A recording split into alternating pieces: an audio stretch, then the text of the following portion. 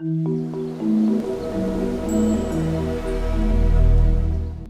everyone, welcome to this next video lesson. My name is Professor Robert Solis, and what I want to do is to give you a gentle introduction to arrays.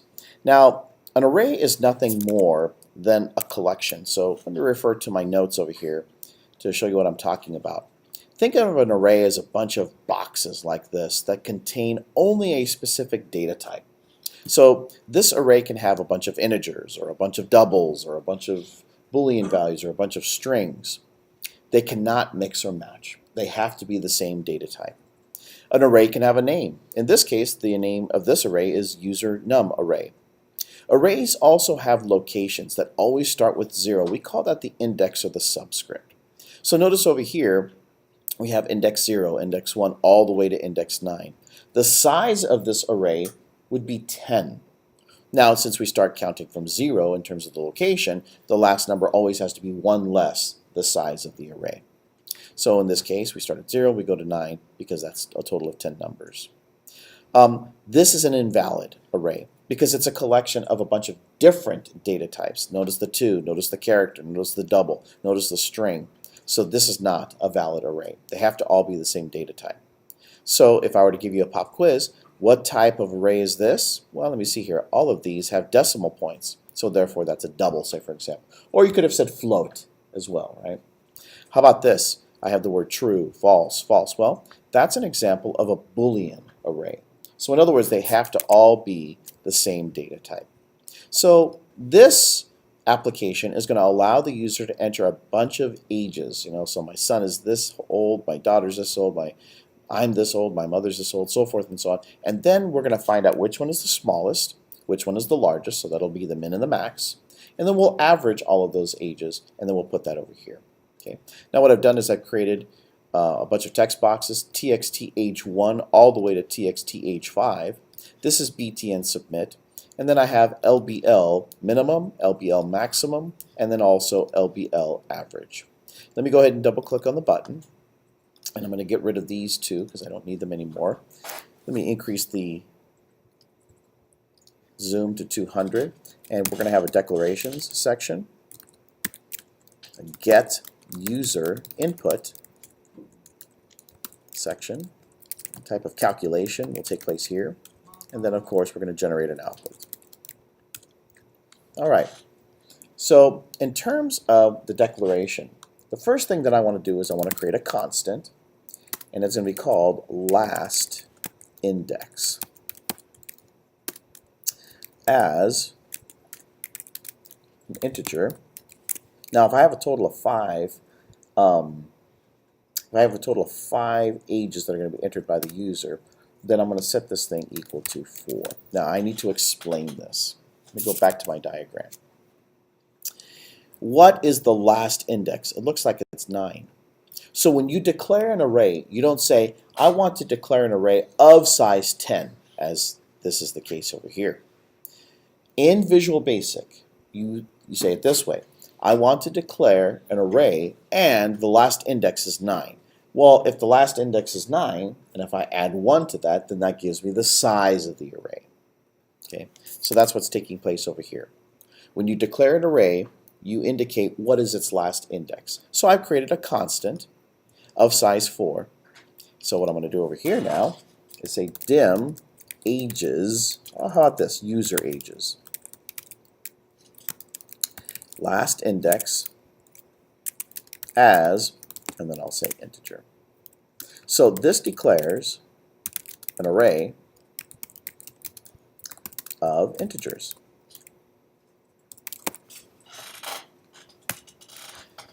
What is the name of the array? User ages. What type of data does it hold? A bunch of integers. How many integers does it hold? Well, if the last index is 4, 4 plus 1 is 5, so this thing will hold a total of 5 integers. And that's it. That's how you declare an array. In essence, this, you can visualize it like this. Now I know I have 10 items, so pretend that there was only 4, or 5 rather. So that would be 0, 1, 2, 3, 4. It would be as if this is the array that I've just created over here. Okay. It's a single dimensional row of values, just like this. Okay, so now that I have this, there's a couple of things that I'm going to want to determine. First of all, I'm going to want to determine what the minimum and the maximum values are, and I'm also going to want to determine the average.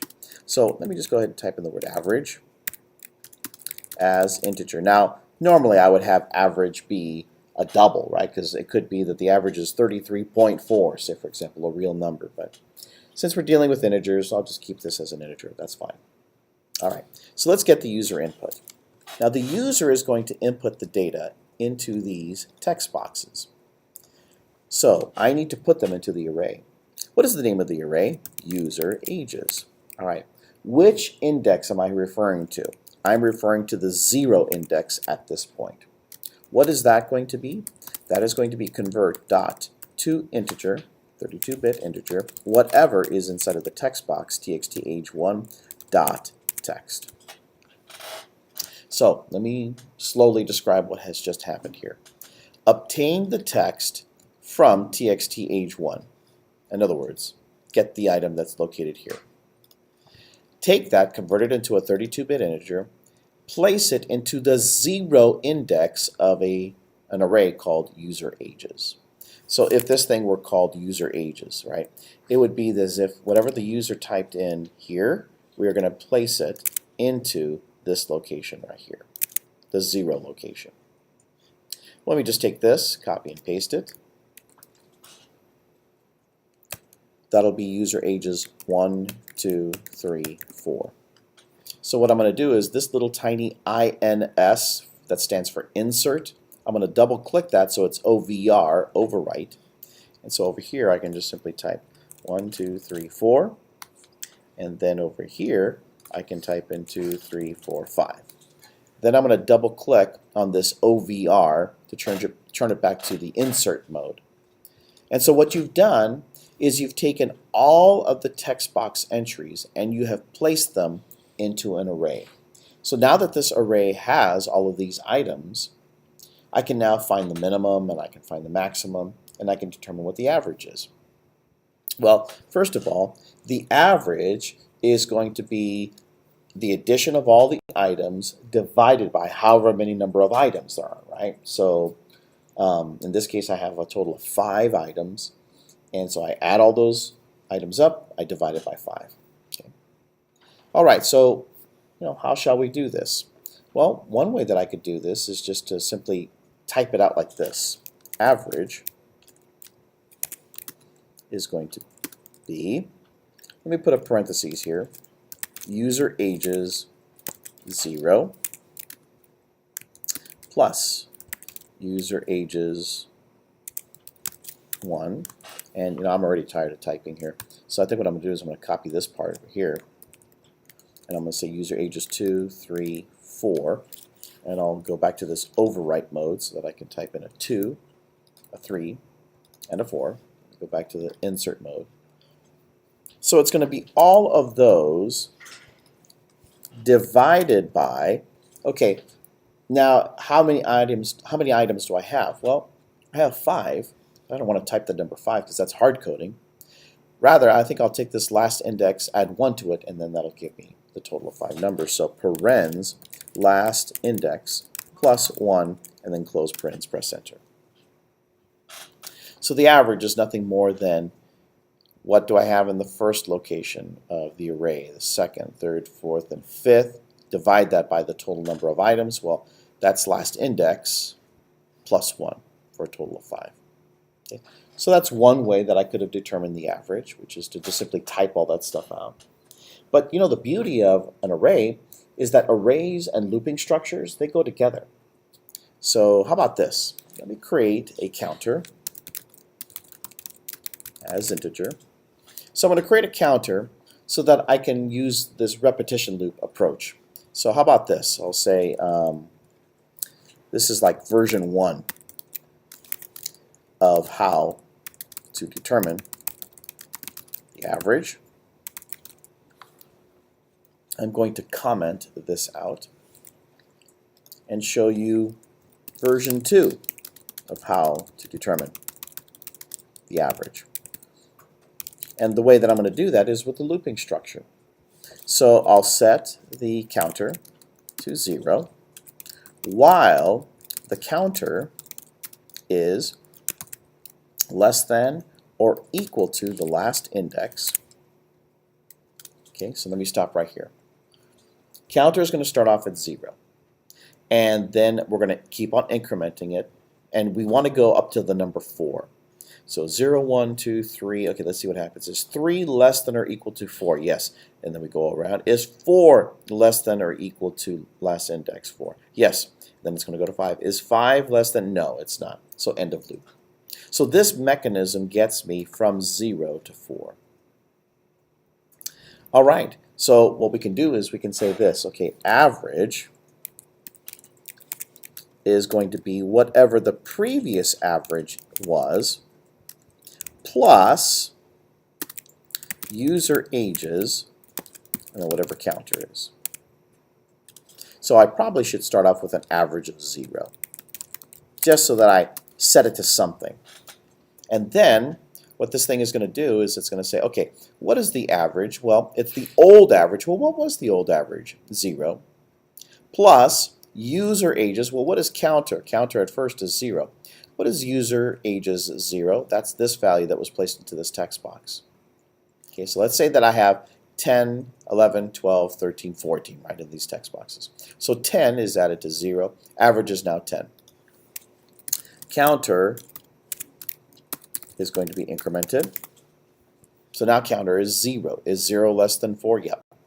So now take that 10 and add it to user ages 1. Well, user ages 1 has 11. So 11 plus 10, that's 21. Average is now 21. And so forth and so on. So far, this is a running sum. To add all the numbers here, plus here, so forth and so on, we're going to add all of those numbers. Well, then the last thing to do is to divide it by the number of items to get the average. So once this is done, then average is going to be whatever the average is divided by the last index plus 1. Now, could I have done this? Yes, I could have. But that's called hard coding. And we don't want to do that because what if we change our program so that now it has 10 quizzes or 7 quizzes? Well, then I'd have to go back over here and change that number. So a better approach would be to do something like this. The last index represents the last index of an array, and we know that if we add 1 to that, that gives us the size of the array. So whatever this is plus 1 will give me the total number of items. This is 4, plus 1 is 5. Yep, that's what I have. 1, 2, 3, 4, 5 items. So this is a better approach of determining the size or the number of elements. And so using a while structure, a repetition structure, I was able to find the average of all these numbers. Now, granted, this may look like it's one line of code, and this may look a little bit more involved, but that's only because I got 5 items. What if I had 1,000? You're not going to do this. So this is probably the better approach when you're dealing with arrays. Okay, so that's the average. Okay, now I want you to type this, array dot sort, and the name of the array in this case is user ages. This statement sorts the array. To sort an array means that it's placing it in numerical order. And so we could have items sorted in ascending order or descending order. So what this is going to do is it's going to move the smallest item over here, and then the next largest item, and so forth, and the very largest item over here. So if I were to sort this array, this would be -3, and then the 100 would go all the way to the end, and everything in between would be sorted. Well, now that I have a sorted array, would you agree that this index 0 has the smallest item, and the last index has the largest item? So I'll use that to my advantage. LBL minimum is going to be convert.toString. Let me open and close parentheses and put my cursor right back in there. So what I'm trying to do is get the array element that has the smallest item? Well, the array name is user ages and 0. Since I sorted the array, user ages 0 has the smallest item. LBL max convert dot to string user ages. Here I'm going to put the word last index, because the last index has the maximum value. All I'm going to do is convert that thing into a string and place it into the text property of LBL maximum. And then the last thing to deal with is LBL average. I will again convert to string and whatever the average is. We'll place that into the text property of LBL average. Let me run the program first, and then we'll slow down and look at it step by step. So I'm going to save my work, run the program. All right, here we go. So let me start off with some easy values like 10, 20, 30, 40, 50. Obviously, actually, no, let me put a 5 over here, because then it has to resort it here. So if I were to click submit, 5, yep, that's the smallest item. 40, that's the largest item. And then if I add all these up, it should come up to 21. Well, let me just verify. So let me see here. So what is 10 plus 20 plus 30 plus 40 plus 5? And then we'll divide that by 5. Looks like the answer is 21. Yep, the answer is 21. So our program works. Now let's step by step through it so you can see what's going on. So what I'll do is I'll stop the code right here. I'll place a break here, run the program. Let me go ahead and enter some values. Now I'm really going to randomize those values. So like 44, 3, 99, 89, 14, 7. Right? So there's no order to these. I'll click submit. Okay. I am going to establish a counter. Let me go back over here to autos. And then I'm going to initialize the average. So you can see that the average is now 0. While the counter is less than or equal to last index. So last index is 4, the counter starts off at 0. So notice what happens. The average starts off first at 44, because that was the first item. By the way, here is the user ages array. If I click on that, notice I have user ages 0, 1, 2, 3, 4. That's the total of 5 items. Here's the 44 that we entered for that first item, the 3 that we entered, so forth and so on. So that gives me all of the items. I could also do this. I could go over here to user ages, click this, oops, sorry, over here, click this, and then I could see at this point that's what I'm looking at, the 44 for this 0 index. Counter increment, well, the average was 44, but now I am about to add to it the 3. So it should be 47, and sure enough, there it is, 47, and so forth and so on. So now let me just jump out of this. I'm going to right click and say, let's see here, where is that? Run to cursor. So now we've just finished the while loop. It looks like the average is 157. I'm going to take that average, divide it by last index plus 1, which is 5. So now let's see what the average is. Looks like it's 31. Now let's take that user ages array and take a look at it. So you see that 44, 3, 89, 14, 7. Watch what happens when I sort it. So I'm going to go ahead and step over. Now notice what happens. 3, 7, 14, 44, 89. So everything is sorted. Well, now that it's sorted, the 0 index has the smallest item. The 4 index has the 89, the largest item. And so that's what I'm going to take advantage of. The minimum is going to be the 0 index, the maximum is going to be the last index, and then the average, of course, is something that we solved. So when I continue, that's why we see this. The smallest item is 3, the largest item is 89, the average is 31. And that's it. This is Professor Robert Solis. I hope this video lesson was helpful. Have a good day. We'll see you next time.